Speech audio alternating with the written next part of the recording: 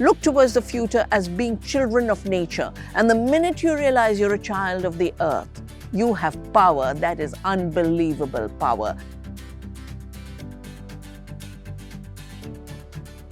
Dr. Shiva, why do we need biodiversity? The biosphere, the biodiversity, and the climate are one interconnected whole. When we destroy the forests, when we destroy the snows in the mountains, we are going to get a water crisis, we are going to get climate change, we are going to get species extinction. So we have many interconnected problems. And climate change is the most visible part of these symptoms, because when a flood comes, everything gets washed away.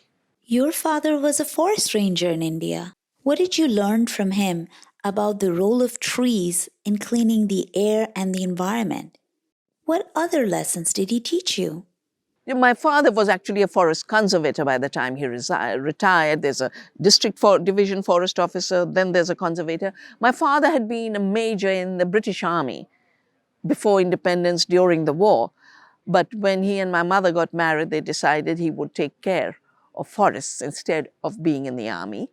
What did I learn from him? In those days, there were no roads in the Himalaya. We used to walk 30 miles, 40 miles along with him for his tours. He would tell us about the different species. He would tell us about the value of forests. He would tell us about history of forestry. He was making working plans, and we got educated in the management of forestry, in the science of forestry as it was practiced. So everything I know, I learned from the forests, and my father had a major contribution to it. What important thing did your mother teach you? And as a mother, what are you teaching? So while my father was a forest conservator, at the official level taking care of my forest, my mother was a forest keeper.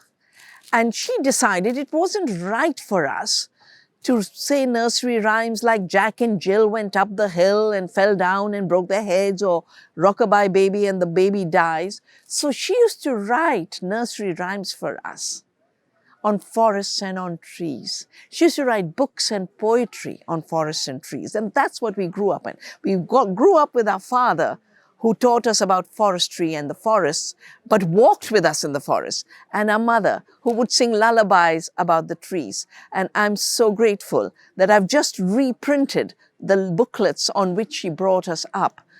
She brought us up on love for nature. She brought us up in self-confidence. She brought us up in equality, as did my father too.